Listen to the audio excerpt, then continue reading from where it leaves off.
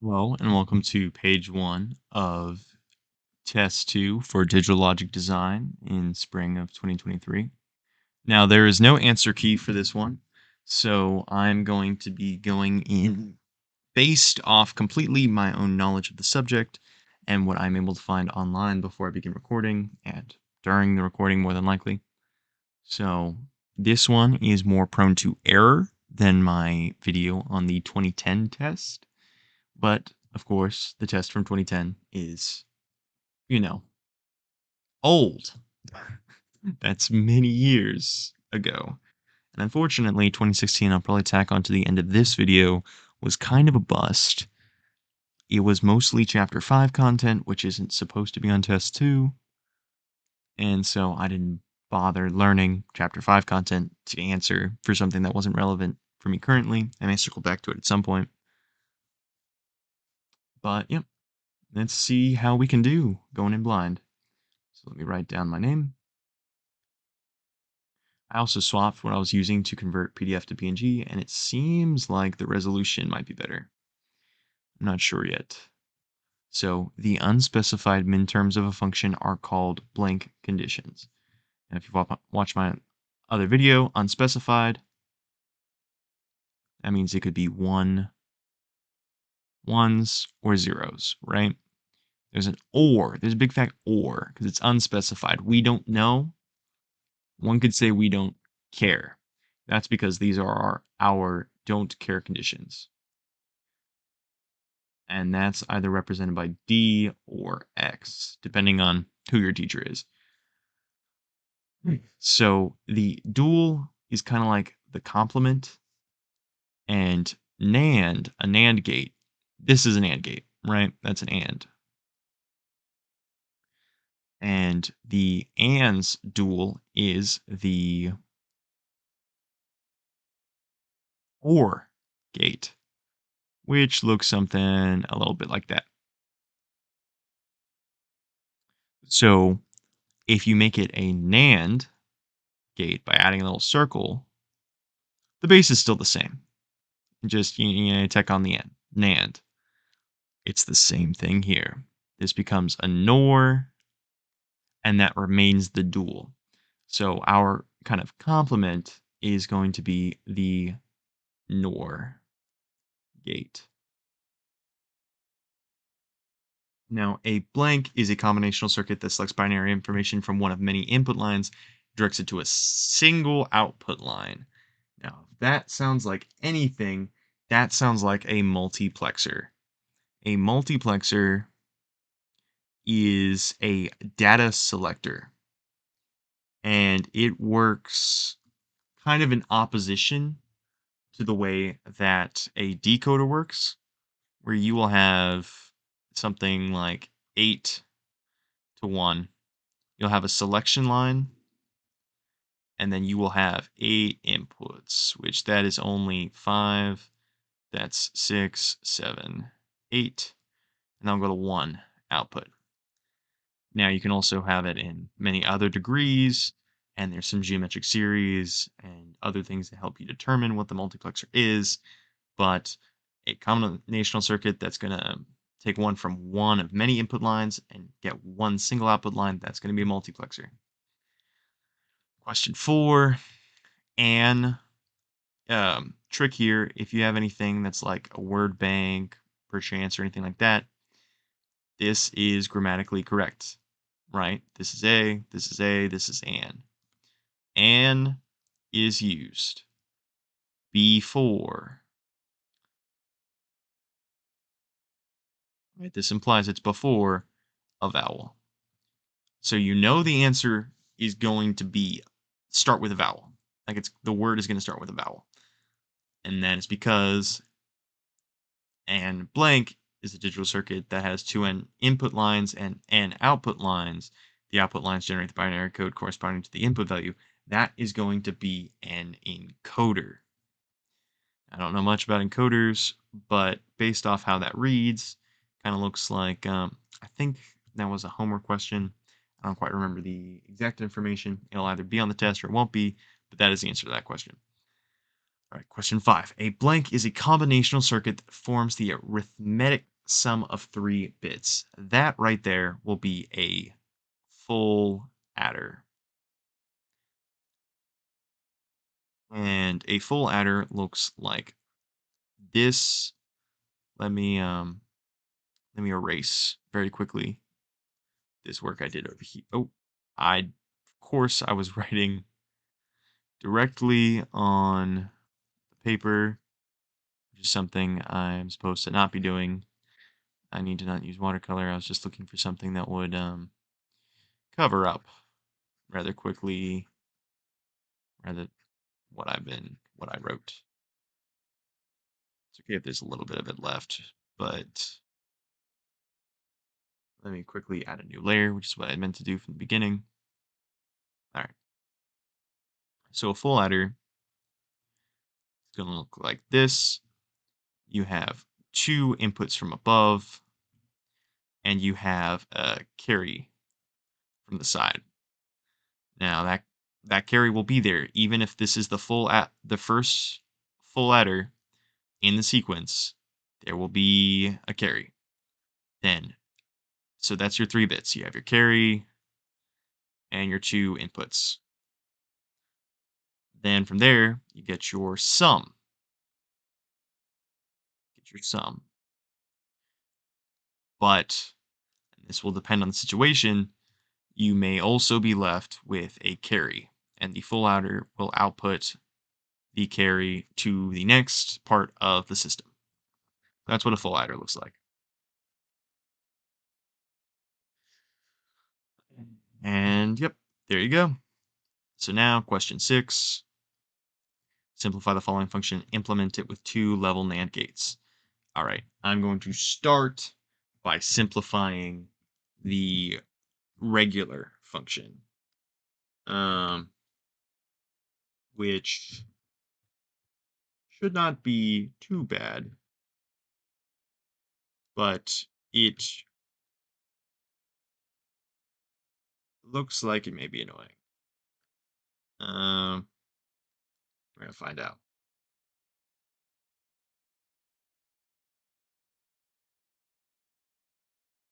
So what we'll do here, let's see, equals, and yes, that was me buying time to go put it into the Boolean algebra calculator on the internet, is what I was doing.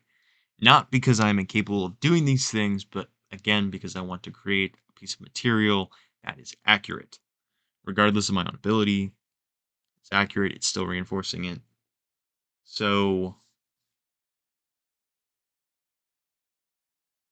we start with AB, A not B, BC, plus A not B not C not D.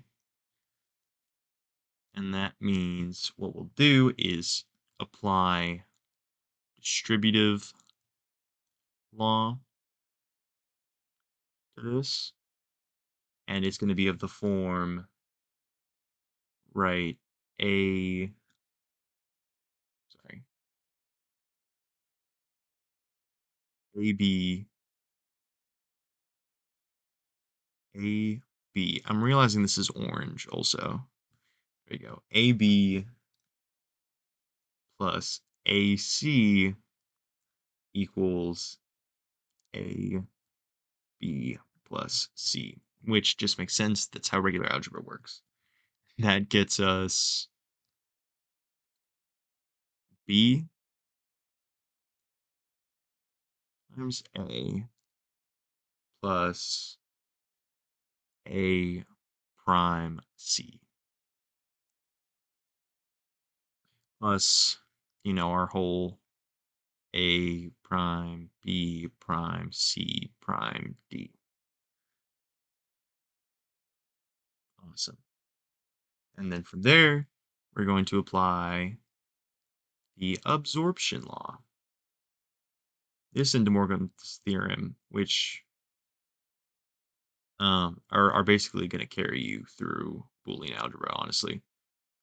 Just knowing all the different forms of like working backwards is really the most challenging thing, because that's going to be A prime B plus A just equals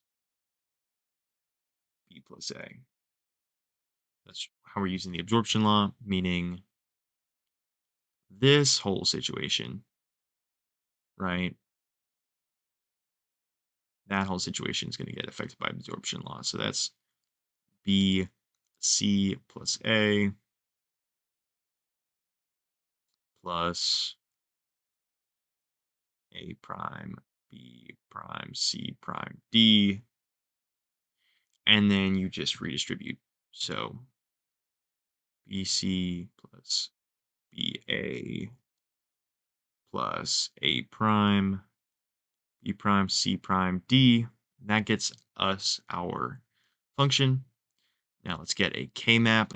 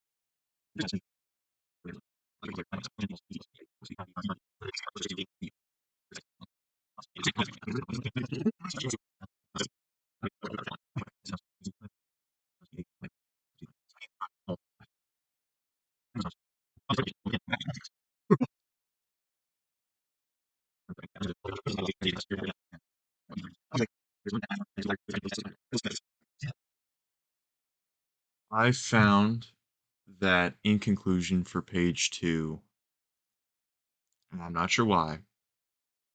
Well, I'm kind of sure why. It's some principle. Basically, that is just equal to that, I believe is the principle, basically. But, because it's going to flip flop, not in the flip flop machine type way. Machine plus and not plus, that this right here is the original function. Like that's f. Just plugging in the simplified function twice, running the numbers will get you back to the without doing the weird k-map thing. I'm going to assume that's only necessary, or that only works with the x when it's asking for like NOR gates.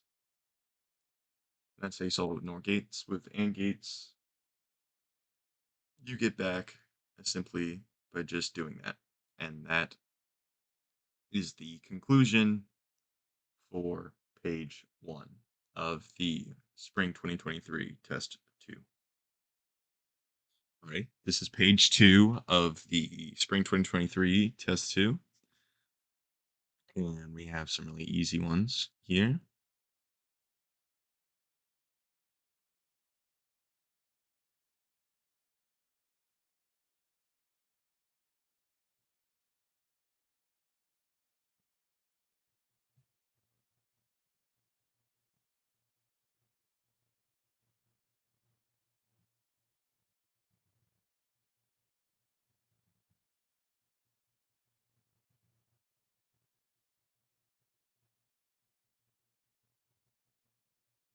I'll have long in my reference sheet, but that's fine. All right, so remember 0, 1, 3, 2, 4, because M sub increases as you go to the right and as you go down, but 11s and 10s are swapped. So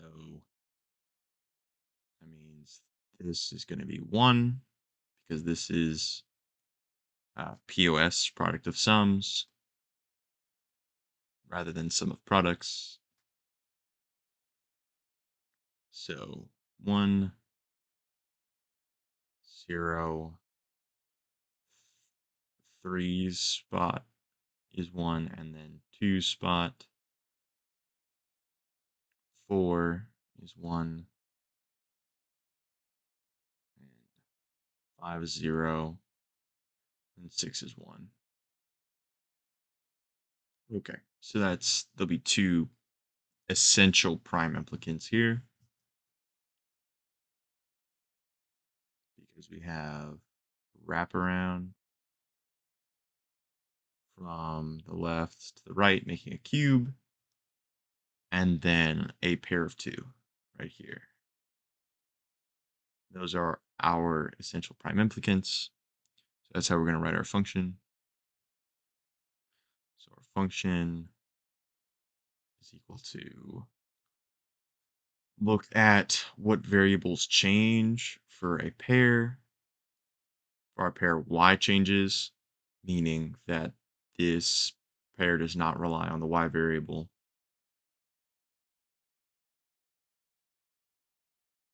I'm also realizing that I made this a 4 variable K-map. So we're just going to ignore that and also redraw the K-map because the M underscores would be different. Whoopsies. A little bit more of this K-map is in use than I gave credit. I'll redraw my diagram here. I did just wake up moments ago.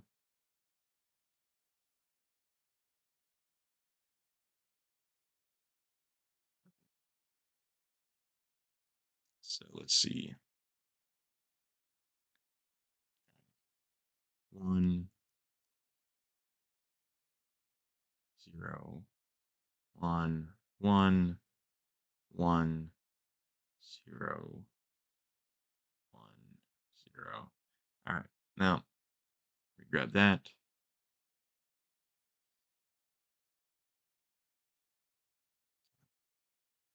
Same pairs. Now it just makes a little bit more sense. Okay. So function is going to equal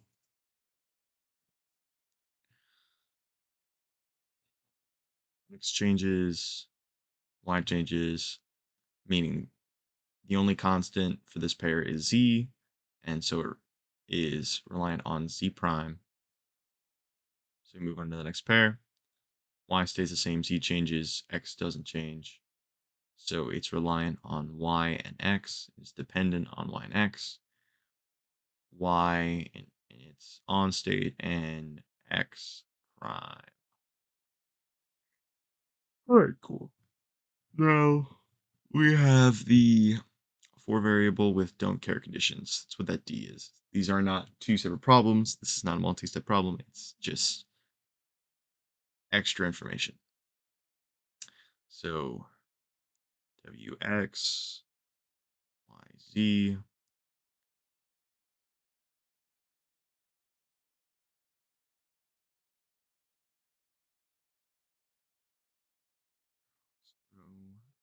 1, 11, 10,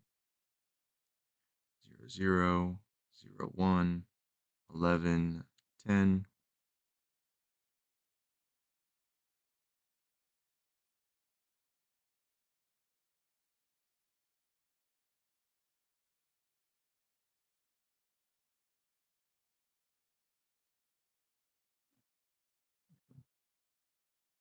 Same deal. Write down 11, 10. And where there's a D value, we'll get an X. F value, get a 1. Otherwise, it's a 0. So, excuse me. 1, 0, 1, 1, X, 0, 1, 0. It's so far basically the same as it was last time. Let's see, so this is then 8, or no, this is actually, we skipped down its bottom one because they're swapped. Bottom row, so then this is 8. So 8 is don't care. 9. Let's see. 10 is a voila. 11 is 0.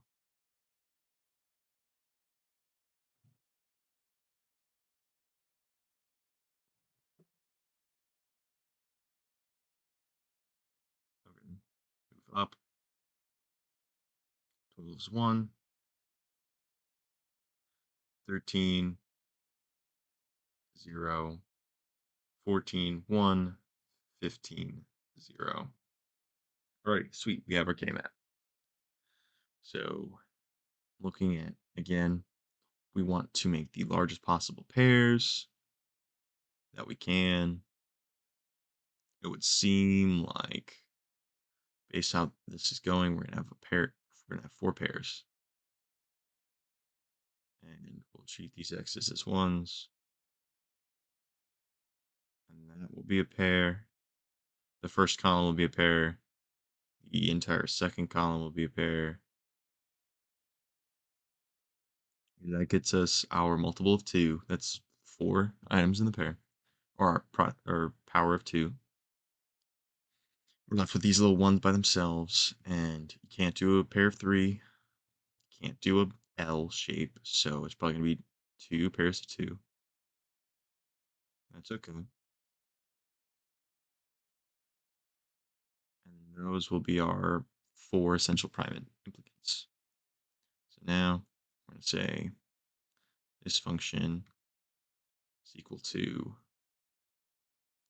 all right, W changes on this first one, X changes, Y and Z are constant.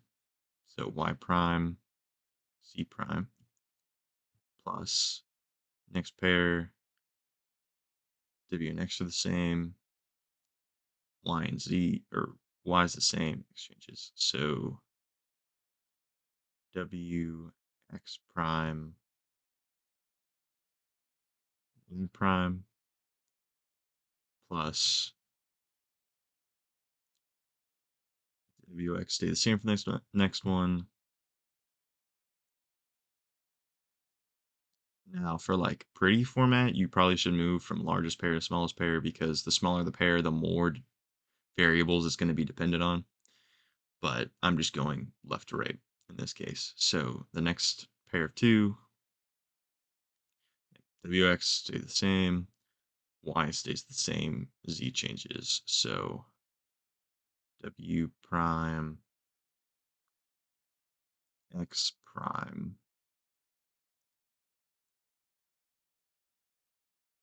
Y plus this whole column. Y is the same, Z is the same. Everything else changes. So plus Y, Z prime. Okay, sweet. And that is page 2 of the Spring 2023 Test 2 for Digital Logic Design.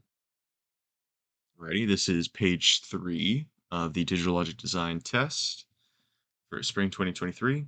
And we have a propagation delay table with our full ladders. So the way this works is every circuit or every like operation has a certain delay to it. The inputs themselves do not have delays, right? And you start over here at this M. That's the start.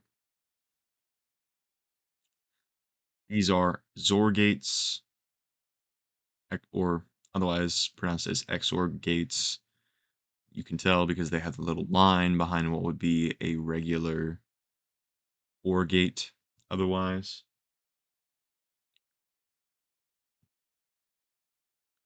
So those are going to have propagation delays of 80.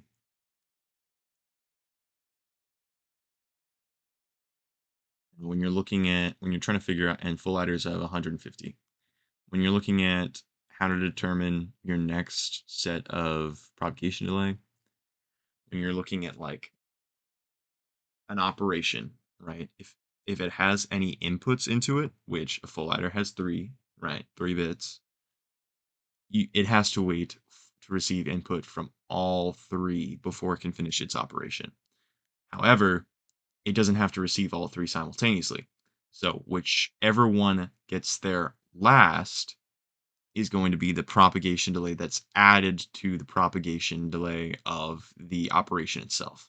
So we have 0, 0, and 80 here. We are only adding the 80 to this 150. And that's going to get us 230 right there. And that will also be carried over. Now this becomes the thing that takes the longest for this full adder. So it's actually going to be 230 plus 150, and we're ignoring the 80 because the 80 is much smaller than the 230. So that final answer will be 380.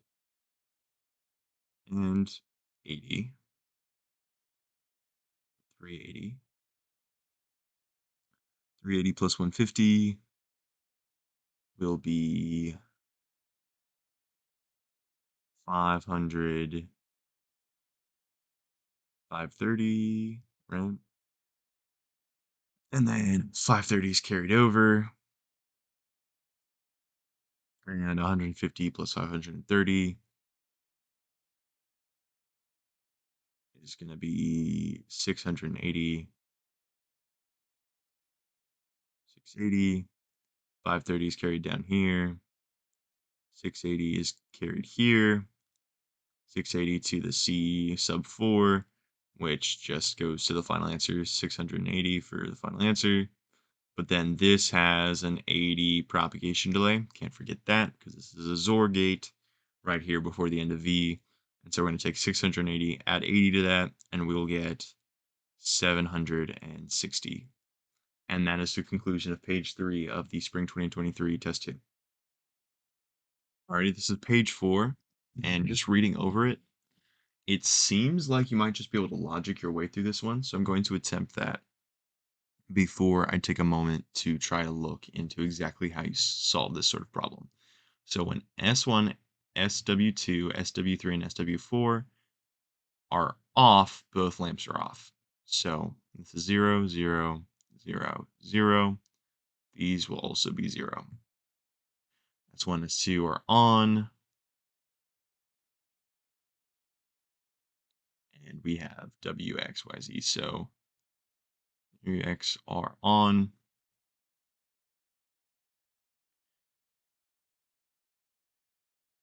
SW3 is off. The red lamp is on. I'm going to ignore putting the 0 here. Well, I'll just put the 0 there. In this case, SW4 can be on or off. We'll say it says there are no don't care conditions. However, if we don't care,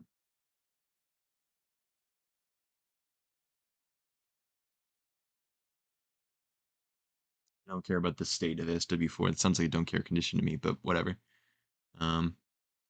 Is off, the red lamp is on, which implies the blue lamp is off, but I'm going to leave it empty for right now. When SW3 and SW4 are on, so 3 and 4 are on,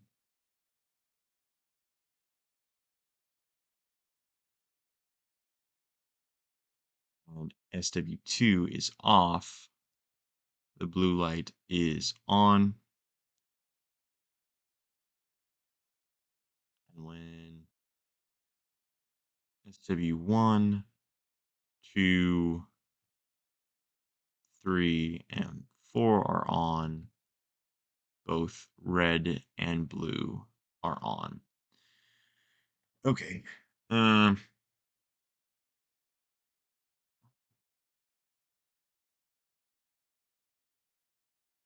I know what I'll do for the sake of that means this just adds to the function, right? Because this is kind of doing our K-map, getting our independent and dependent variables. So when SW3 is off, SW4 can be on or off. So we'll start with off. Red lamp is on, blue lamp is off in theory. But then 1, 1, 0, 1 gets us the same circumstance. Now we'll move on to back to here. When SW on, and 2 is off, and we'll say 1 is off. That gets us blue, and that does not satisfy any of the conditions for red to be on so far that we've had. And then when S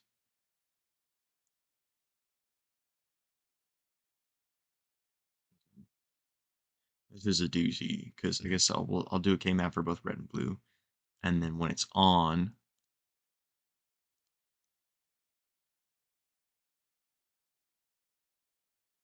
also gives us blue,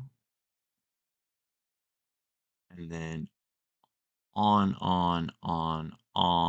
gives us 1 for each case. Now let's draw red for variable K-map. Wx, yz.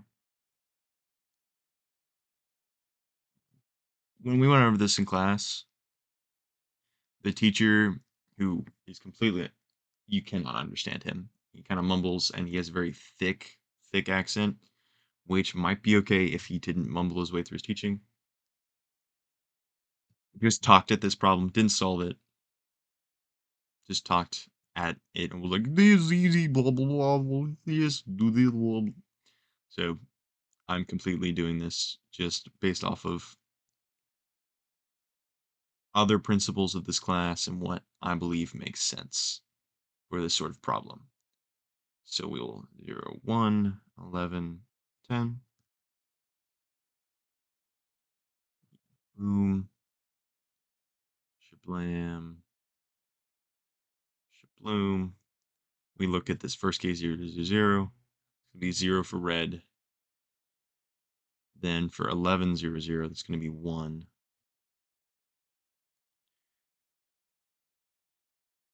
10, 0, 0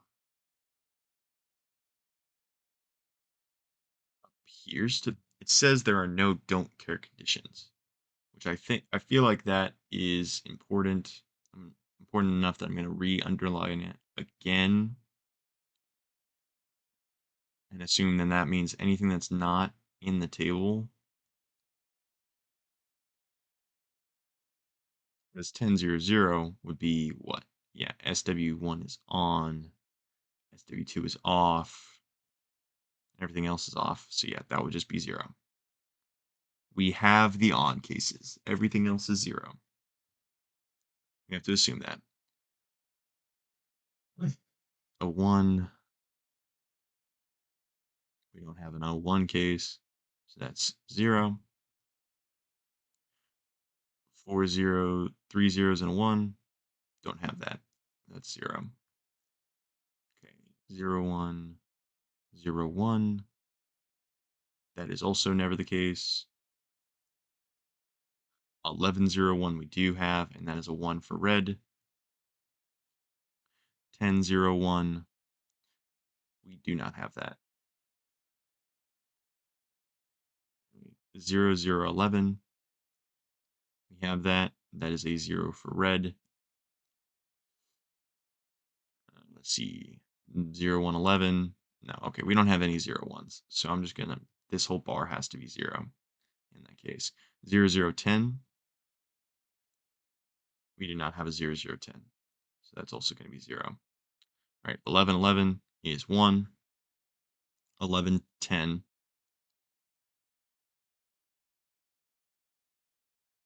11 10 is not a thing. 11 10, yeah, there is no 11 10. Okay. 10 11, we do have that. That is 0. And then finally 10 10 does not exist. Okay. So there should be 3 cases for red, and there are 3 cases for red. So uh, unfortunate. All right. And that means that the essential prime implicant is just going to be a pair of 2. We'll go like this. 2 pairs of 2, sorry. And now red is then equal to, sorry, like red equals 11 stays the same. Oh, sorry, first pair, W and X are the same. Z changes, so it's WX Y prime. And then for our second pair plus, Y is the only thing that changes for that one. So WX Z. That's our function for red. Now I'll do it in blue just to be fancy because we ballin'. Blue WX YZ.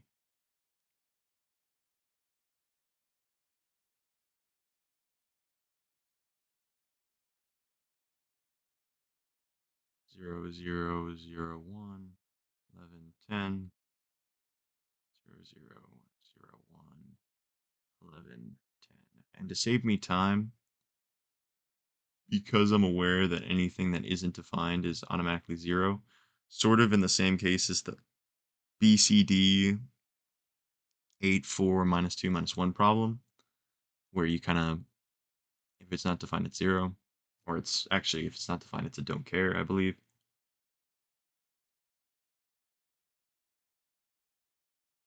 We're going to look at the situations where blue is 1, and then I'll acknowledge everything else is 0. So 0 0 11 is a 1, 10 11 is a 1, and 11 11 is a 1. Okay. This is quite literally just the same exact as the other one. It's just it's just mirrored like 90 degrees. 2 pairs wrap around the edges of the K-map on the third column. Get one of your pairs. And that gets us our function blue equals First pair, I'll start with the non-wraparound, I guess. W stays the same, YZ stayed the same. So W, Y, Z plus, and then this next pair, X stays the same, W changes. So X, Y, Z, Z, X prime, Y, Z. Cool. And we have blue, we have red. And the logic circuit should not be bad at all. Let me go back to red. Oh shoot. Oh, don't do that. Oopsie. Oopsie whoopsie. Next I turn my blue to red there. Alright, so W, X, Y prime, and Z, Y, Z, and also X prime. Okay, then shouldn't be too bad. Just W, X, Y get their own AND circuit. Right, I'm just gonna work this straight. W, X, Z get their own W, X, and Z. Let's see, wonk.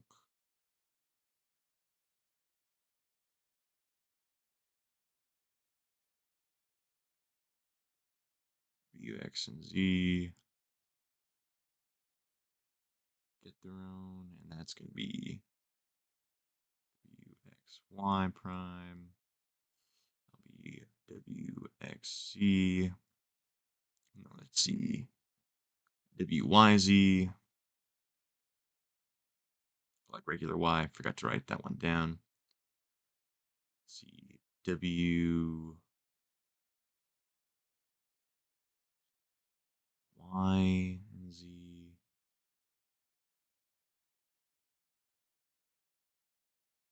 Let's see.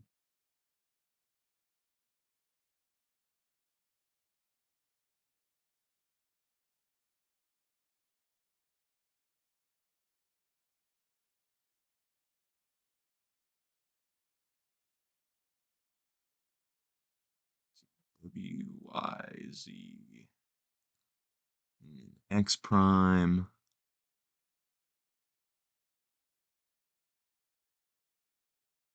X prime. Y. Regular. And Z.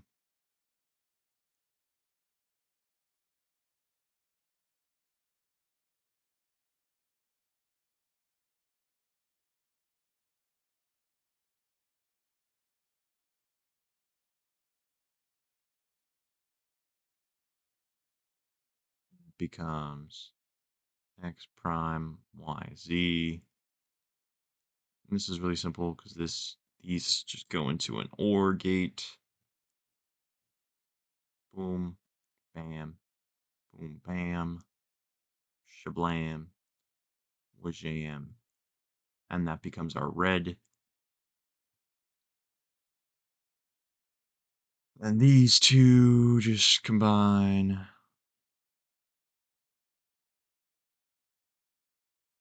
Becomes our blue.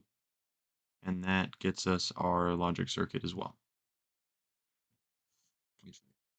And our minimalized Boolean expressions. If I could draw.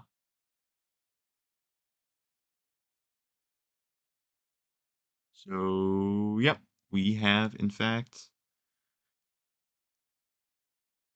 now, I don't know if it wants you to, I guess, how I would answer on the test because it gives you all these slots, is it wants you to go, the 0, 0, 0, 0, 0, 0, 0, 1 route for the table, filling out every spot. Kind of like what we did with the K-map. And then just use, again, these are our two functions, right? But that gets us all our answers for the page 4 test, too. Alrighty, this is page 5 of the Digital Logic Design test in spring 2023, Intro to Digital Logic Design. And you are about to see what is the general full adder subtraction circuit. Um, it's the one that we've seen like every circumstance where we have to do. I go back to page 2, was it 3? Yeah, we're about to draw this this circuit right here. There's a reason for that. I mean, I'm sure it was set up that way, so you'd have access to that. But this is important because of the way, because it can be used to perform subtraction, and we'll get to the circumstances under which it performs subtraction in a moment. So we have B3, A3, B2, A2, B1, A1, B0, A0, and an M.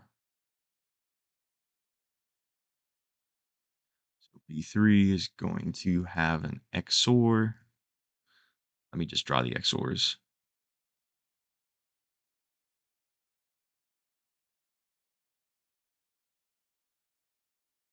XOR.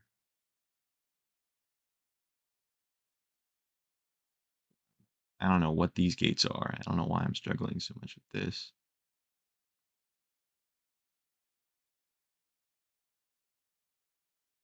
Okay.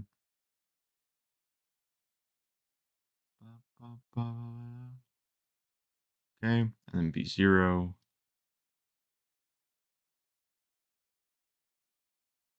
Double hoop action in there. Now, the input into the XOR gate is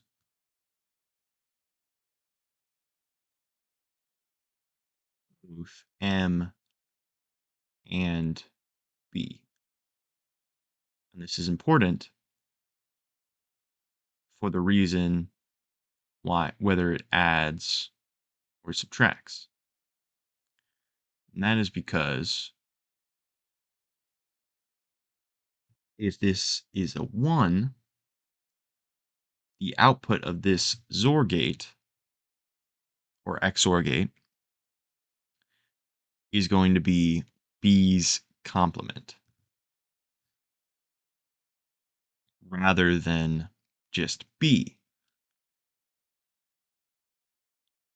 So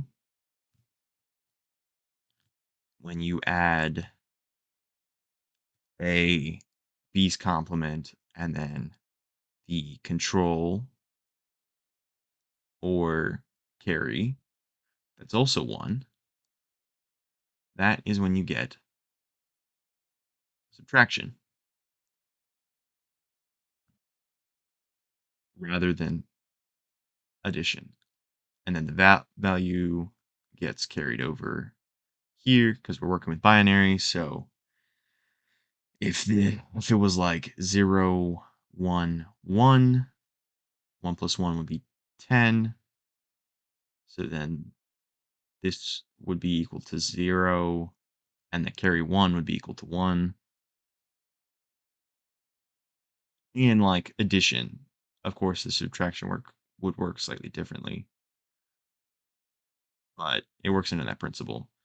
So yeah, if M is 1, that implies that the circuit is going to be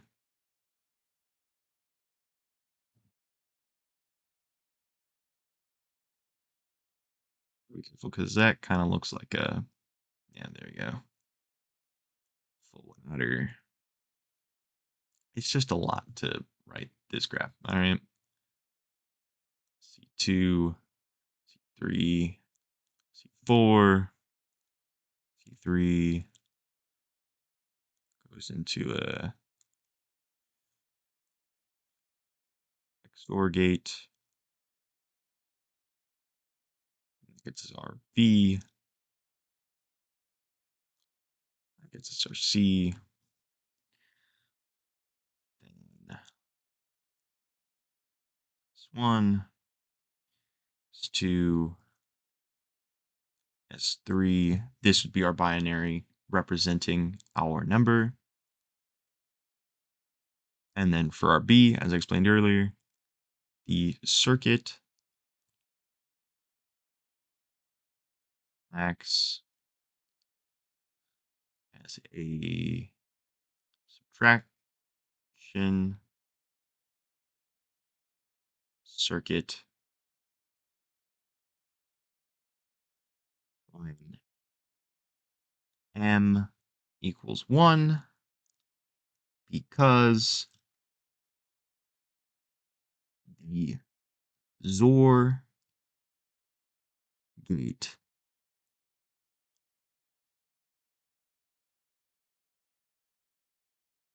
is the full adder operation,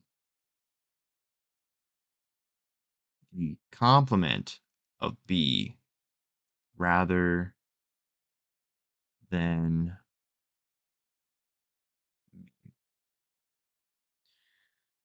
that should suffice as a solution. And that is all 5 pages of the Digital Logic Design Spring 2023 Test 2. And that was definitely the easiest one, and I hope that's what my test today looks like. That would be the best. Hello, and I'm back with the I meant to do the 2014 test 2, but I'm realizing that I've instead done the 2016. So I'm here with the Intro to Digital Logic Design test 2 fall 2016 exam.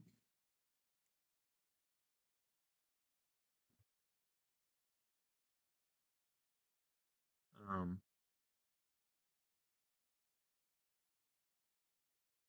yeah.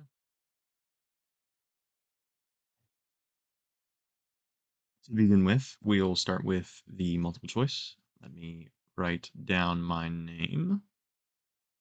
Alrighty. So N blank. If you had like a vocab doc or table right here, remember the rule of an versus a. An is before a vowel. And so you know that this answer starts with a vowel,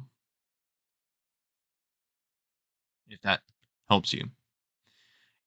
N blank is a digital circuit that has a 2N input line and an output line. The output lines generate the binary code corresponding to the input value. So that right there is describing what is called an encoder. The fun sibling of the decoder. All right. The next question is true or false. Multiple outputs of a decoder can be one at the same time. That is false. You'll remember that again, it works similar to certain binary principles of counting up, but also having different output for each value of the variables. If you have a 2-to-1 decoder, or sorry, a 2 to, or we'll say a 1 to 2. My apologies, I've just got done with multiplexes. That's why I did that backwards. 1 to 2.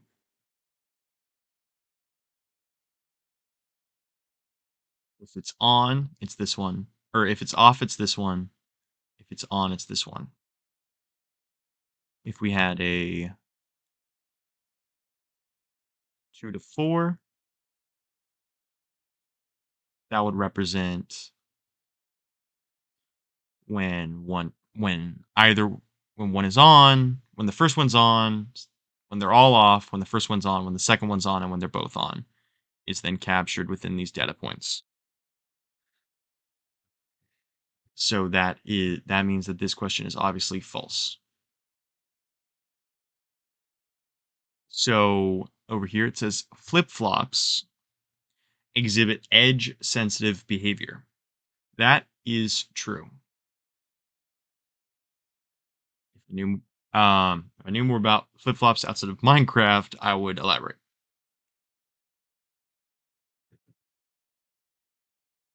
A blank state machine has outputs that depend only on the state. A more with two O's. Let me pen it down. More.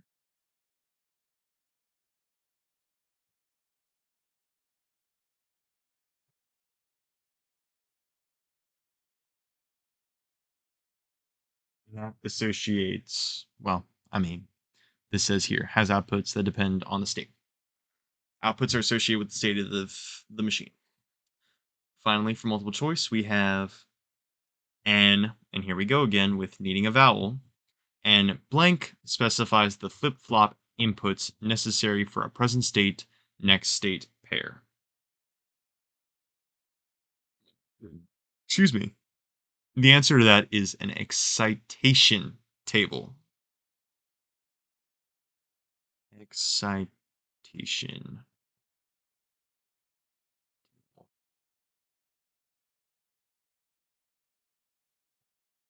Moving on to question 6.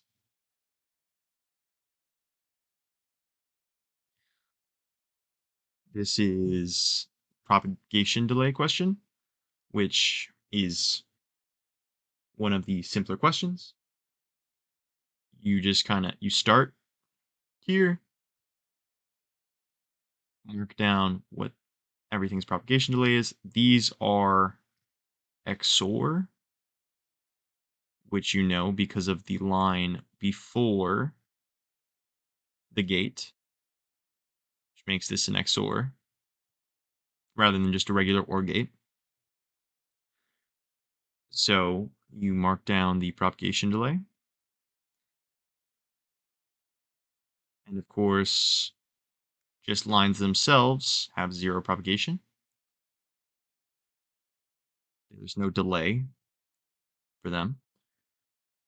But these full adders do have delays. So that will be 150 a piece.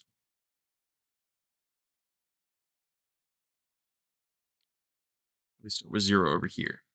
So this free adder has to wait for all of its inputs to be inputted in order to output. So in order to calculate what this sum is, you take the largest input to the full adder plus the full adder's propagation delay. So in this case, that would be 80 and 150 because these the other inputs are 0. And that leaves you with 230. And that will be the same for the carryover, which also relies on the full adder finishing. Now it's the same application for all of the full adders. So in this case, the largest input for the full adder is the 230 delay of the carryover from the previous full adder. And so we will ignore the 80 from that propagation delay. Don't actually X over it because we are supposed to find the propagation delays for all of these things. So, but it's good to remember, ignore that. The current circuit you're using plus the largest leading into it basically is the basic principle of this. So that would be 150 plus 230, which will get us 380. That also carries over.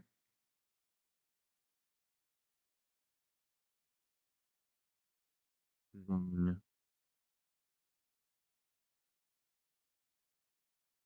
We get 150 plus 380. That is 530. And then 530 goes to this carryover. S3 here is 680. And just as a reminder for us, that's 530. And this will be 680 here, which means 680 down here, 680 here. And of course, don't forget that this XOR gate also has a propagation delay of 80. So we will take the largest input delay at 680 plus 80, which will get us 760 for our V. And with that, we have our final C, final V, and all of our S's, which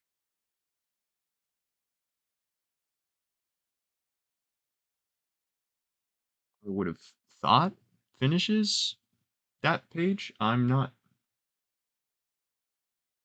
sure. Let me check. It appears to finish that page. Yeah. I have the key on my other monitor to make sure I don't teach anything wrong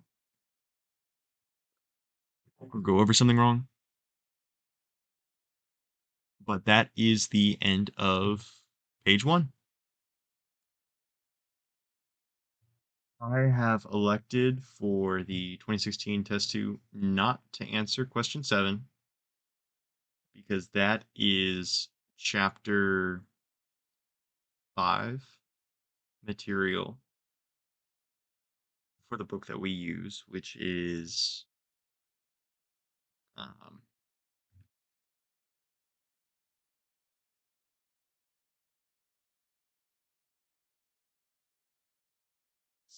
this is the book we use. That's chapter 5 material for this book. However, um, still with a read, I also found another wonderful book on digital logic design that talks about this in their chapter 4, but this should not be on the test that I'm about to take, and I'm doing this mostly as a study guide for me. And so I will not be answering this question at this time, and I will skip over it because I could go through the motions, but there's no point because I wouldn't really understand what I was looking at. And that concludes page 2 of the fall 2016 test 2. Alrighty, once again working with multiplexers for the test 2 fall 2016. Page 4, skipping over page 3 because this is another sequential circuit, which is again chapter 5 material. So, skipping straight to question 9. I'm going to try to use techniques that I have seen previously. So, 2 of 16 equals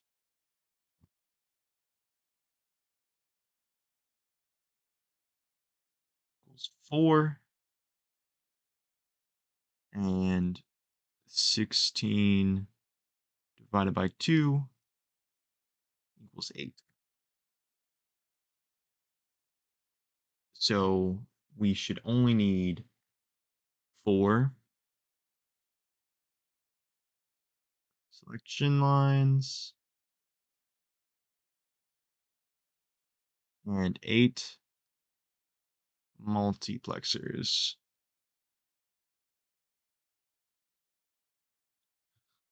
And yeah, it's going to be,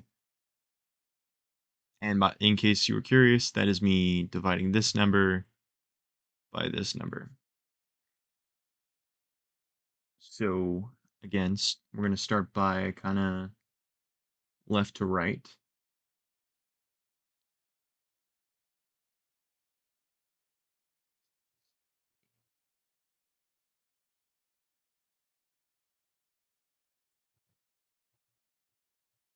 Will be 0 to 15.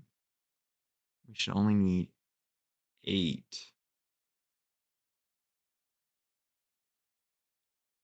So I guess that'd be 8. But it depends on we're using 2x1 it actually probably works differently. We need 8 2x1s.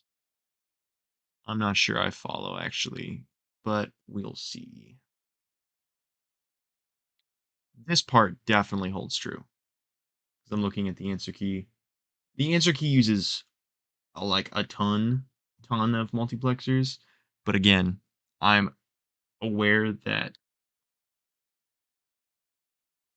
the answer key is also not necessarily the most efficient way to accomplish this. But my loose understanding of multiplexers leads me to want to go along with the answer key, but we'll see. So if I start with 8, right? 8, 4,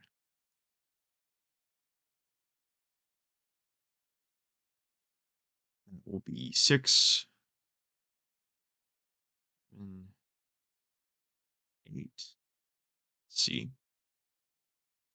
That will get me. I have to get it to the goal with multiplexer is you get one output, right? We want one output, but we have to take in 16 inputs. So I'm sure it will become very evident how to deal with this as we just work it out. So let's see. I can see how the geometric series actually probably plays into this one, because I'm not sure this one really requires the enable. Just each of these will get, because you can break this down into chunks of 2s, we can just keep using 2-1 multiplexers here, because this will take in 2 and I'll be L15 0. That may be an I that they're using, honestly. I'm not sure.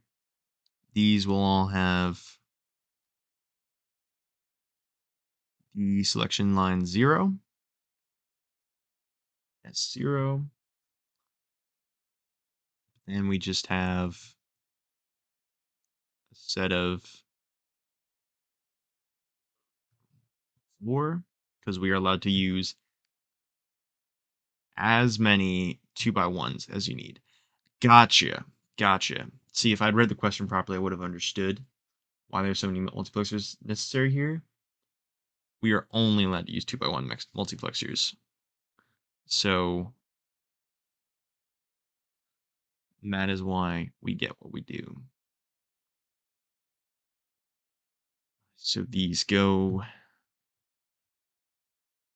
and they input into there. More 2x1s, 2x1,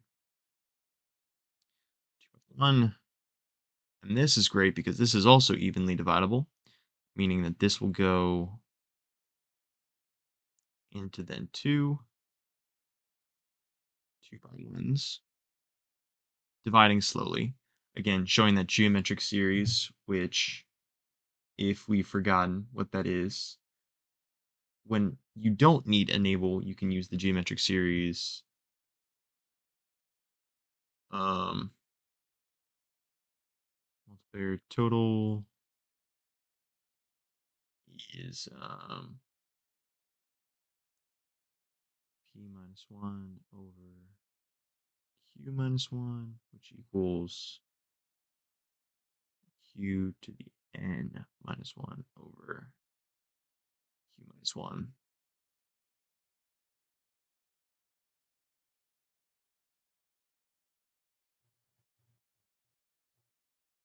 Blue users.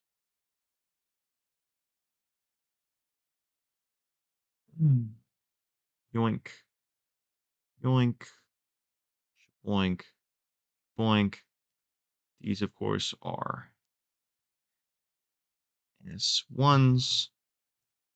These are S2s. And then finally,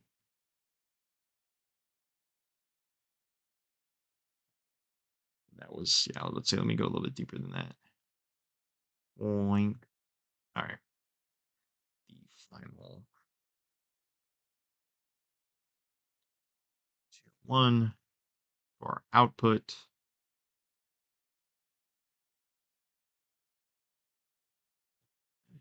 And that has our final selection line.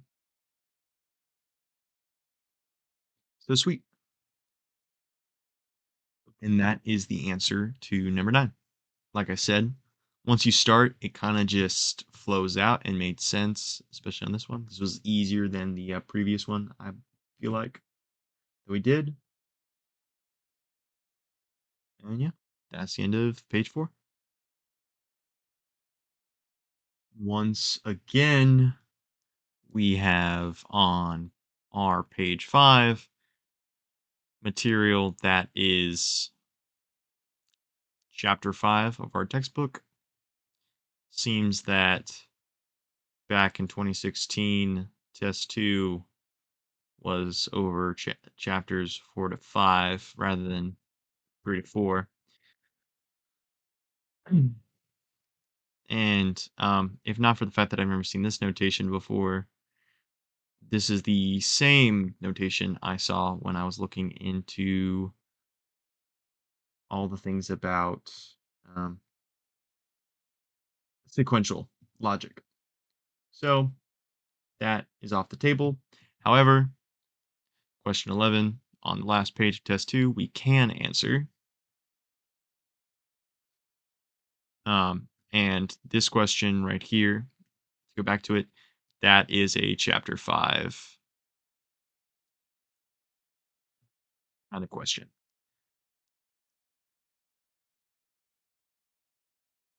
So this one, the table is included. It is backwards from how I completed this on the fall 2010 key, where these were over here and this was over here. But I will solve it the same way with my A, B, C, D will be my functions and these will be my values.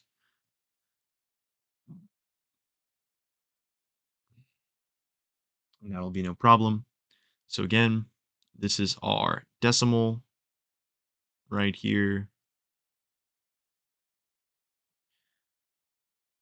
So for this, it would be 0, 0, 0, 0. Same thing here. In fact, the answer to this will actually be the same as it was in the last one. So 1 is here, and again, we take our smallest positive integer that is above the current decimal number. So in this case, we have 8, 4, -2, -1. We want 4, and so we'll take 4, but then we have to get that down to 1. Since we have our negatives here, we will use both -2 and -1, and that will get us to our decimal of 1. For decimal number 2, we have the standard binary 4-bit answer to that, which would be 0010. Moving on to our 84 -2 -1 code, that's going to get us 0 for 8. We need a positive integer, so we're going to go with 4. That's our smallest. That's above the number.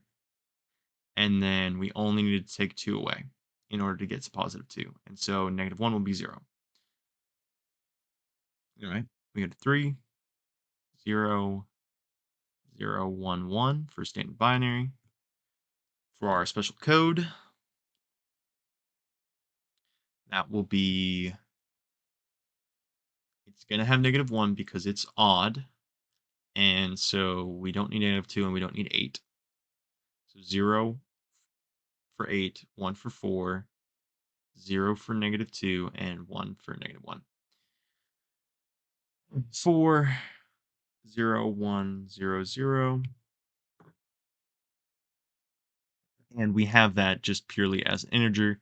So we'll just put 4 on our code. So 0, 1, 0, 0. That actually perfectly matches up with the other side. And then for 5, 0, 1, 0, 1. And now we have to move on from using 4 to using 8 because that is the next smallest integer that is above the number that we need, above or equal to. I guess I should amend my previous statement. And so that would be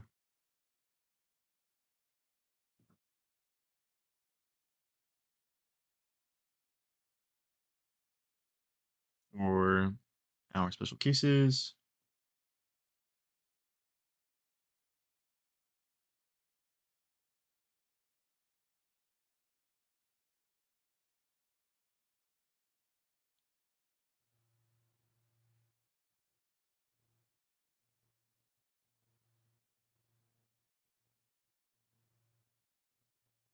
Sorry, I got distracted for a moment. That's on me. Um,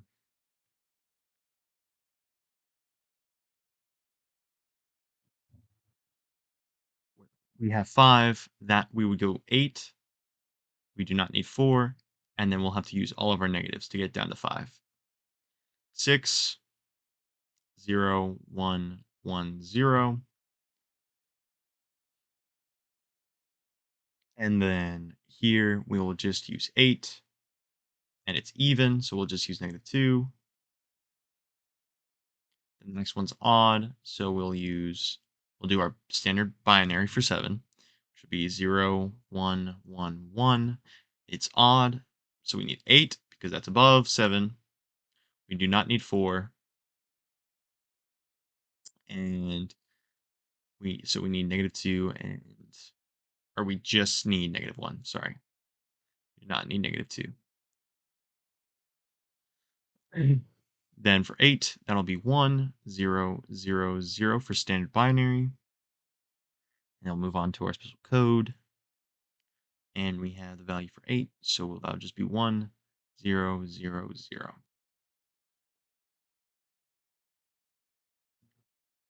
9, we know how to draw that. That's 1,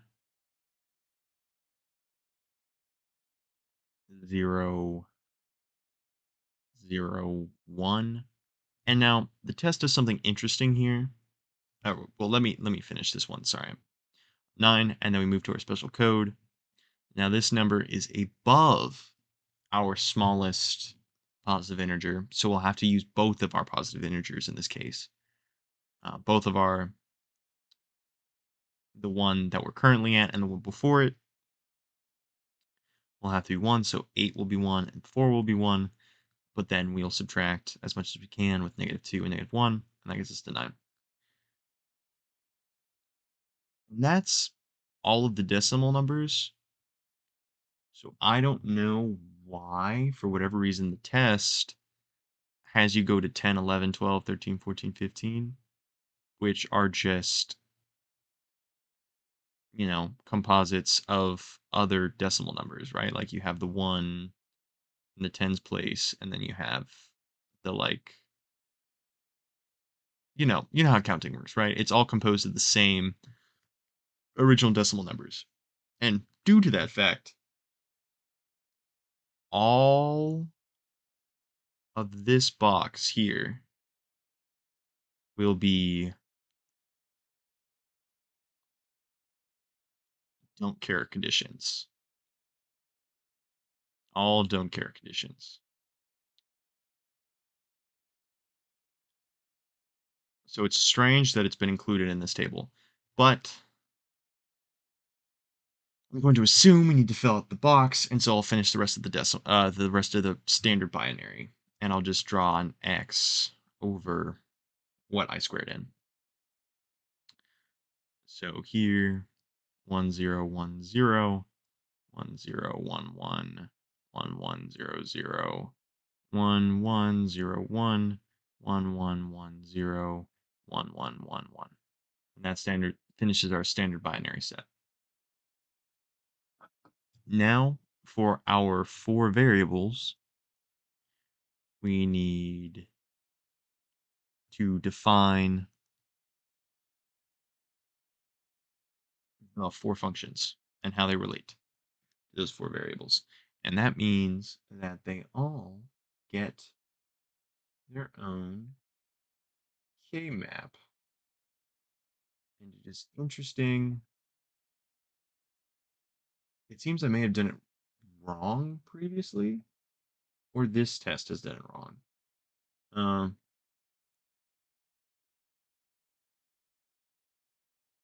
because it would seem that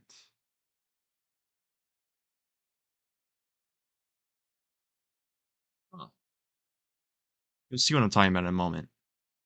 Because here we'll have W, right? We're going to use W as the function. So we're defining W in this case with our K-map. It's going to be A, B, C, D. And if you watch the previous video, you'll note this K-map setup so far looks the exact same, despite the fact that, at least as well as memory serves, these sides have been swapped. Like this was over here and that was over there. So that's true the case, you'd expect the K-map to look different in the way that it's set up,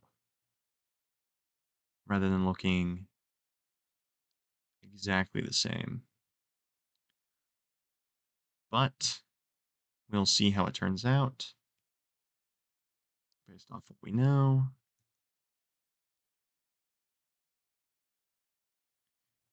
I'll probably and I won't finish the rest of this because once I explain the methodology, you'll understand how to answer this question. This one was kind of a throwaway, honestly. This test.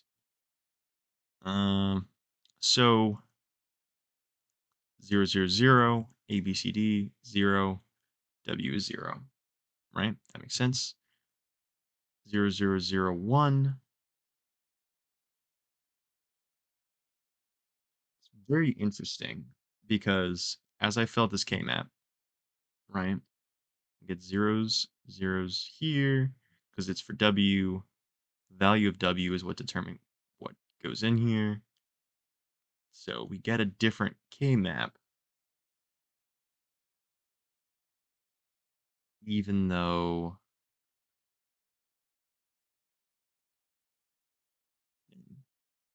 this is the K-map we end up getting, which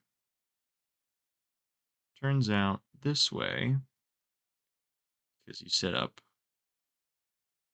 these, and then a pair of 4,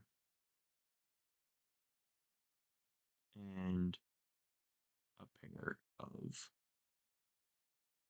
4 here. So those are our essential prime implicants. And that gets us that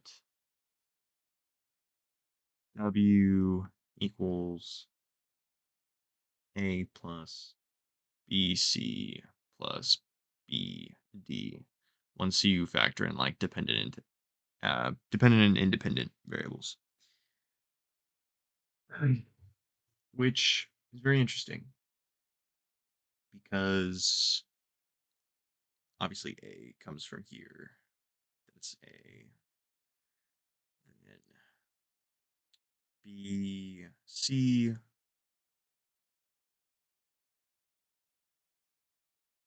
comes from this section is where you get your BC. Um, and then this one is your BD. But anyways, yeah, no, very interesting. The way you set up the table does matter. If you're given a table, do it this way. The way I did it on the previous exam was based off of how I've been self-taught. So, you know, play to the test. Don't play to what you believe the right answer is. And then the rest of them follow the same logic, right? It's still the same principle of if this doesn't exist, which 1100 doesn't exist for W, which is why it's an X here. So, same rules apply. It's just inverted. It's weird, but yep, that is the last page of test 2 from fall 2016.